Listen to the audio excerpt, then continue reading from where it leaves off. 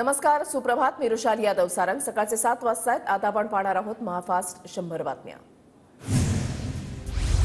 धैर्यशील मोहिते पाटलांनी दिला भाजपच्या सदस्यत्वाचा राजीनामा. बावनकुळेंकडे राजीनामा सोपवला. 14 तारखेला धैर्यशील मोहिते पाटील शरद पवार गटामध्ये प्रवेश करणार. शाहू महाराज थेट वारसदार नाहीत असं म्हणालो. मी माफी मागणार नाही. शाहू महाराज हे कोल्हापूरचे खरे वारसदार नसल्याच्या वक्तव्यावर संजय मंडलिक ठाम. मंडलिकांनी त्वरित माफी मागावी. काँग्रेसच्या सतेज पाटलांची मागणी. कोल्हापुरातील स्वाभिमानी माणसं मंडलिकांना मताद्वारे कोल्हापुरी बाणा दाखवतील. सतेज पाटलांचं वक्तव्य. मंडलिकांचं वक्तव्य म्हणजे विरोधक किती खालच्या पातळीवर जाऊन टीका करतायत याचं उदाहरण. शरद पवारांचा माहितीवर निशाणा. संजय मंडलिकांनी छत्रपतींच्या गादीचा अपमान केला. डुप्लिकेट शिवसेनेनं सगळं ताळतंत्र सोडलं. संजय राऊतांची शिंदे गटावर टीका. 15-16 जुलैला शरद पवारांची भेट घेत त्यांना सोबत येण्याची विनंती केली होती. पवारही 50% तयार झाले होते. प्रफुल्ल पटेल यांचा मोठा दावा. अजित पवारांच्या शपथविधीनंतर शरद पवार सुद्धा सोबत येणार होते. प्रफुल्ल पटेलांचा दावा सत्य आहे. देवेंद्र फडणवीसांकडूनही पटेलांच्या दाव्याला दुजोरा. शरद पवार एका पायावर महायुतीमध्ये यायला तयार होते. पवार स्वतःचं अस्तित्व टिकवण्यासाठी भाजपसोबत युती करतील. शिवसेना नेते संजय शिरसाटांचा दावा. नागपुरात काँग्रेसच्या उमेदवाराला पाठिंबा दिल्यानं नाना पटोलेंना झोंबलं. पटोले भाजपचे आहेत की काँग्रेसचे हे सांगावं. प्रकाश आंबेडकरांचा नाना पटोलेंवर हल्लाबोल. भाजपकडून देशाचं संविधान बदलण्याचे प्रयत्न सुरू. शरद पवार गटाचे नेते जयंत पाटलांचा आरोप. संविधान बदलणार ही खोटी गोष्ट. निवडणूक आल्यावर विरोधकांकडून खोटा प्रचार होतो. विरोधकांकडून होणाऱ्या आरोपांना अजित पवारांचं प्रत्युत्तर. अमरावतीमध्ये धनशक्ती विरुद्ध जनशक्तीची लढाई. काहींनी फक्त शिव्या देण्याचं काम केलं. अमरावतीमध्ये एवढं घाण वातावरण कधीच झालं नव्हतं. यशोमती ठाकूरांचं नाव न घेता नवनीत राणांवर निशाणा. नारायण राणे भाजपचे पाळीव प्राणी. राणेंना लोकसभेच्या तिकिटासाठी तात्काळ ठेवलंय. विनायक राऊतांचा नारायण राणेंवर हल्लाबोल. पंतप्रधान मोदींनंतर अमित शहांकडूनही नकली शिवसेना म्हणत उद्धव ठाकरेंवर निशाणा. तर पवार गटाचाही नकली राष्ट्रवादी असा उल्लेख. महायुतीमधून कोणी बाहेर पडणार नाही याची दक्षता घेऊ. दगाफटका होणार नाही याची काळजी घेऊ. उपमुख्यमंत्री अजित पवारांचं वक्तव्य. काही नालायक लोकांकडून जनतेची दिशाभूल. संविधान बदलणार ही जनतेची दिशाभूल. काँग्रेसनं 70 वर्ष देशाचं संविधान काश्मीरला लागू केलं नव्हतं. फडणवीसांचा विरोधकांवर हल्लाबोल. मराठा समाजाला आरक्षण मिळावं ही आमची भूमिका. आचारसंहिता संपल्यानंतर सगळे सोयऱ्यांचा विषय अधिसूचना काढून मार्गी लावू. अशोक चव्हाणांचं वक्तव्य. अशोक चव्हाणांनी 35 वर्षांमध्ये विविध पदं उपभोगली. काँग्रेस हतबल असल्याचं 35 वर्षांमध्ये कळलं नाही का? पृथ्वीराज चव्हाणांचा अशोक चव्हाणांना सवाल.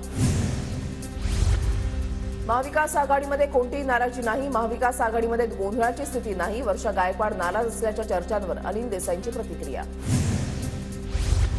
ज्याला अ ब क येत नव्हतं त्याला शिवसेनेनं शिकवलं. वैशाली दरेकरांकडून खासदार श्रीकांत शिंदेंची नक्कल करत टीका. कल्याण डोंबिवलीमधील नागरी प्रश्नांवरून वैशाली दरेकरांची टोलेबाजी.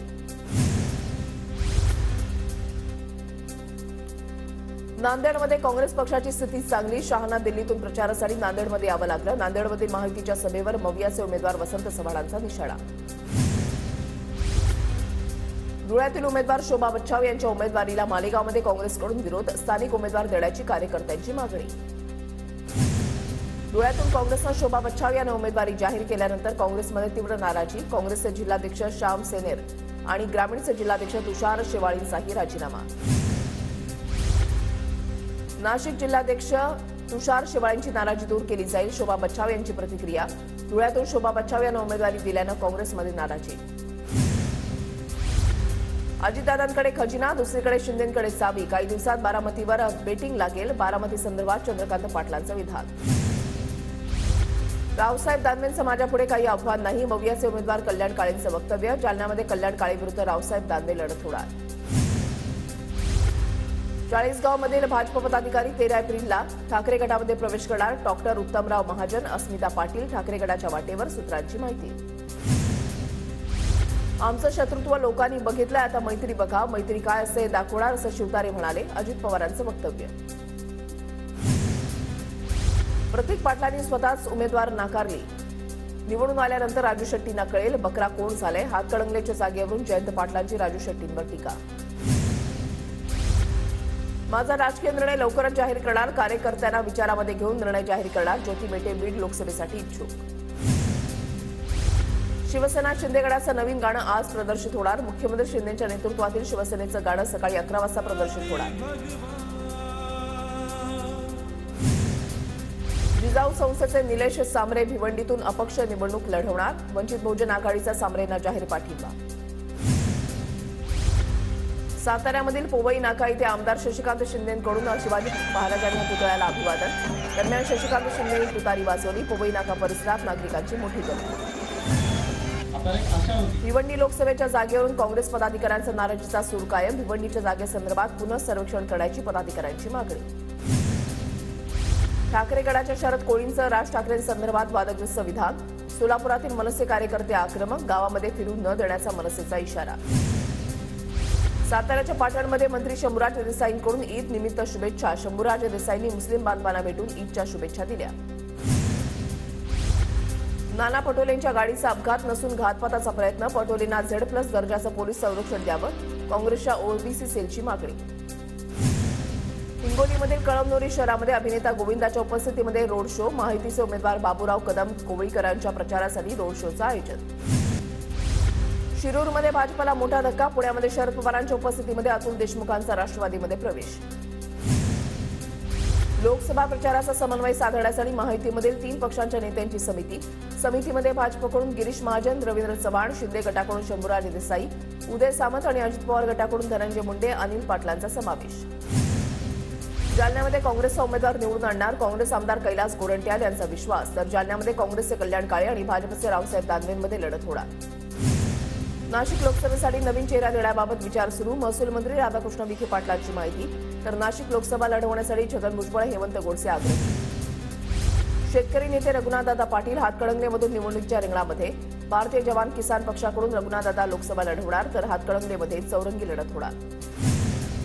रमजान ईद निमित्त खासदार श्रीकांत शिंदेंनी घेतली अभिनेता सलमान खानची भेट. सलमान खानच्या मॅलेक्सी अपार्टमेंटमध्ये झाली दोघांची भेट. धुळे लोकसभेच्या मवियाच्या उमेदवार शोभा बच्छाव यांची शिवसेना ठाकरे गटाच्या कार्यालयाला भेट.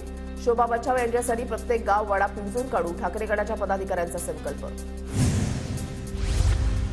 गडचिरोलीमध्ये पहिल्यांदाच वंचित बहुजन आघाडीची आंबेडकरांच्या उपस्थितीमध्ये प्रचार सभा. वंचित उमेदवार हितेश मडावींसाठी प्रकाश आंबेडकर मैदानात.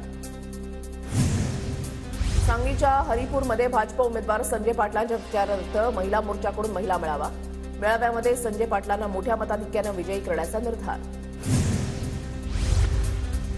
भंडाऱ्यामध्ये विकास फाउंडेशनचा काँग्रेसला पाठिंबा. बीआरएसचे पूर्व विदर्भ संघटक आणि भाजपचे माजी आमदार चरण वाघमारे विकास फाउंडेशनचे अध्यक्ष. वडेट्टीवार लवकरच भाजपमध्ये जाणार. ते अशोक चव्हाणांचे राईट हँड. त्यांच्या भाजपसोबत बैठका. मी चर्चेचा साक्षीदार. धर्माराव बाबा आत्रामांचा दावा. धर्माराव बाबा आत्रामांची नार्को टेस्ट करा. धर्माराव बाबा आत्राम यांच्या दाव्यानंतर विजय वडेट्टीवारांची मागणी. ठाणे लोकसभेसाठी महायुतीचा उमेदवार जाहीर झालेला नसताना भाजपच्या संजीव नाईकांकडून प्रचार सुरू. मीरा भाईंदर शहरामध्ये ठिकठिकाणी मेळाव्याचं आयोजन. नवी मुंबईत प्रवासी भाडं नाकारणाऱ्या 149 बेशिस्त रिक्षाचालकांवर कारवाईचा बडगा. कारवाईमुळे बेशिस्तपणा करणाऱ्या रिक्षाचालकांचे धाबे चांगलेच तडाणले. मुंबईच्या मीरा भाईंदर शहरामध्ये सार्वजनिक शौचालयांची दुरवस्था. शहरातील अनेक शौचालयामध्ये दरवाजेही नसल्यानं नागरिकांचे हाल. येस बँकेचे कर्ज बुडून 400 कोटींच्या फसवणुकीमधील आरोपी अजित मेननला आर्थिक गुन्हे शाखेकडून अटक. गेल्या 3 वर्षांपासून आर्थिक गुन्हे शाखेकडून मेननचा शोध सुरू होता. लोकसभा निवडणूक काळामध्ये दुर्गम भागात काम करण्यास 400 कर्मचाऱ्यांचा नकार. सातपुडा दुर्गम भागामध्ये अनेक समस्या असल्यानं कर्मचाऱ्यांकडून नियुक्ती घेण्यास टाळाटाळ. नंदुरबारमध्ये लग्नसराई, सण उत्सव आणि शाळांना सुट्टी असल्यानं लालपरीच्या प्रवाशांच्या संख्येमध्ये वाढ. एसटी महामंडळाची गेल्या 4 महिन्यामध्ये 24,88,00,000ची कमाई. नंदुरबारच्या शहादा शहरामध्ये वाहतुकीच्या समस्येमध्ये वाढ. अतिक्रमण वाढल्यानं वाहतुकीला अडथळा. वाहतूक पोलीस विभागाकडून उपाययोजना करण्याची नागरिकांची मागणी. नंदुरबार जिल्ह्यामध्ये रब्बी हंगामातील गहू काढणीला वेग. बाजार समितीमध्ये गव्हाची आवक वाढली आहे. गव्हाला सध्या प्रति क्विंटलला 2,100 ते 3,000चा भाव. कमी भाव मिळत असल्यानं शेतकरी अडचणीत. धुळ्यामधल्या शिरपूर तालुक्यामध्ये अवकाळी पावसामुळे शेतातील पिकांचं नुकसान. 1 महिना उलटूनही पीक विमा कंपनीच्या कर्मचाऱ्यांकडून पाहणी नाही. शेतकरी पीक विम्यापासून वंचित. नंदुरबार जिल्ह्यामध्ये अनेक भागामध्ये टँकरनं पाणी पुरवठा करावा लागणार. धडगाव, अक्कलकुवा आणि तळोद्यामध्ये दुष्काळाची परिस्थिती. हंडाभर पाण्यासाठी महिलांची पायपीट सुरू. धुळे महापालिकेच्या हद्दवाढीच्या 11 गावांमध्ये 22 जलकुंभ उभारले जाणार. सप्टेंबर 2025 पर्यंत जलकुंभाचं काम पूर्ण होण्याची शक्यता. महापालिका आयुक्तांची माहिती. जळगावमध्ये रात्रीच्या सुमारास विजांच्या कडकडाटासह मुसळधार अवकाळी पावसाची हजेरी. शेतातील पिकांचं नुकसान होण्याची शक्यता. बीडच्या धारूर तालुक्यामध्ये अवकाळी पावसाची हजेरी. तालुक्यामध्ये अनेक नद्यांना पूर, तर गारपिटीमुळे अनेक गावात फळबागांचं मोठ्या प्रमाणात नुकसान. पंढरपूर शहरासह परिसरामध्ये विजांच्या कडकडाटासह अवकाळी पावसाची हजेरी. तालुक्यातील द्राक्ष आणि आंबा बागांचं मोठ्या प्रमाणात नुकसान. शेतकऱ्यांनी आर्थिक फटका त्यांना बसणार. बुलडाण्यामध्ये सलग तिसऱ्या दिवशी वादळी वाऱ्यासह अवकाळी पावसाची हजेरी. देऊळगाव राजा तालुक्यामध्ये जोरदार गारपीट. शेतातील भाजीपाल्यासह इतर पिकांचं मोठ्या प्रमाणात नुकसान. छत्रपती संभाजीनगरमधील सिल्लोड तालुक्यामध्ये जोरदार गारपीट. पालोद आणि अजिंठा परिसरातील नागरिकांना गारपीटीचा फटका. शेतातील पिकांचं नुकसान होण्याची भीती. जालन्यातील भोकरदन तालुक्यामध्ये काही भागात वादळी वाऱ्यासह गारपीट. पावसामुळे शेतकऱ्यांच्या फळबागांचं मोठ्या प्रमाणात नुकसान. वादळी वाऱ्यामुळे काही ठिकाणी वीज पुरवठा खंडित. लातूर शहरासह जिल्ह्यामध्ये विजांच्या कडकडाटासह पावसाची हजेरी. वादळी वारा आणि पावसामुळे जिल्ह्यात अनेक ठिकाणी पिकांचं मोठं नुकसान. हिंगोली जिल्ह्यामध्ये मागील 2 दिवसांपासून अवकाळी पाऊस. पावसामुळे फळबागांसह शेती पिकांचं नुकसान. विद्युत पोल पडल्यामुळे महावितरणचं नुकसान. नागरिकांची तारांबळ. बीड जिल्ह्यामध्ये अवकाळी पावसाची हजेरी. गेवराई तालुक्यामध्ये फळबागांचं मोठं नुकसान. नांदेड जिल्ह्यामध्ये अवकाळी पावसामुळे अनेक भागात शेती पिकांचं नुकसान. हवामान विभागाकडून आणखी 2 दिवस अवकाळीचा इशारा. जळगावमध्ये वादळी वाऱ्यामुळे 35 गावांमधील 1309 हेक्टरवरील शेतशिवार बाधित. 10 घरांची पडझड. तातडीनं पंचनामे करून नुकसान भरपाई देण्याची नुकसानग्रस्तांची मागणी. जळगावच्या जामनेरमध्ये महसूल विभागाकडून शेतमालाच्या नुकसानीचे पंचनामे सुरू. अवकाळीमुळे 1300 हेक्टर क्षेत्रातील पिकांचं नुकसान. जळगावमध्ये अवकाळीमुळे झालेल्या नुकसानग्रस्त भागामध्ये श्रीराम पाटलांकडून पाहणी. श्रीराम पाटील रावेर लोकसभेचे शरद पवार गटाचे उमेदवार. प्रचार दौरा टाळत पाटील शेतकऱ्यांच्या बांधावर. 98 वर्षीय जैनबी कुरेशी ठरल्या भंडारा गोंदिया लोकसभा मतदारसंघातील पहिल्या गृहमतदार. यंदाच्या निवडणुकीमध्ये दिव्यांगांना आणि वयोवृद्धांना गृहमतदानाची सुविधा उपलब्ध. पालघरच्या डहाणूमध्ये मतदान जनजागृतीसाठी मानवी साखळी. 750 विद्यार्थ्यांकडून मानवी साखळी करून वोट फॉर डहाणूच्या घोषणा. आयपीएलमध्ये मुंबईचा बंगळुरूवर दमदार विजय. जसप्रीत बुमराहच्या 5 विकेट तर ईशान किशन, सूर्यकुमार यादवची अर्धशतकी खेळी. मुंबईचा विजय रथ रुळावर परतला. आयपीएलमध्ये आज लखनौ विरुद्ध दिल्लीची लढत. केएल राहुलच्या कामगिरीकडे लक्ष, तर दिल्लीला कामगिरी सुधारण्याची गरज. लखनौच्या एकाना स्टेडियमवर सामना रंगणार. सिक्कीम विधानसभेचे घोषणापत्र भाजपकडून जारी. भाजपचे राष्ट्रीय अध्यक्ष जे.पी. नड्डांच्या हस्ते निवडणुकीसाठी जाहीरनामा प्रसिद्ध. मूळ मुद्द्यापासून ध्यान हटवणं हेच भाजपचं काम. शेतकरी, बेरोजगारी, महागाई यावर भाजप कधीच चर्चा करत नाही. अनूपगडमध्ये जाहीर सभेला संबोधित करताना राहुल गांधींची भाजपवर टीका. गुजरातचे माजी काँग्रेस नेते रोहन गुप्ता भाजपात. देशाचं नाव घेऊन युती झाली, पण त्यात देशद्रोही होते. भाजपाचा प्रवेश केल्यानंतर रोहन गुप्ता यांची काँग्रेस आणि जयराम रमेश यांच्यावर टीका. भाजपा सत्तेमध्ये आल्यास चीननं ताब्यात घेतलेले क्षेत्र परत घेण्याची गॅरंटी द्यावी. मोदींच्या गॅरंटीला तमिळनाडूचे मुख्यमंत्री स्टॅलिन यांचं आव्हान. चीन आणि भारत संबंधावर मोदींचं वक्तव्य. दोन्ही देशांमधील स्थिर आणि शांततापूर्ण संबंध संपूर्ण जगासाठी महत्त्वाचे. दोन्ही देशांमधील दीर्घकाळ चाललेल्या सीमा विवादावर तातडीनं बोलण्याची गरज. पंतप्रधानांचं वक्तव्य. सैनिक शाळांचं खासगीकरण थांबवा. खरगेंचं राष्ट्रपतींना पत्र. भाजप आरएसएसच्या लोकांकडे सरकार व्यवस्थापन सोपवत असल्याच्या गोष्टीवरून खरगेंचं वक्तव्य.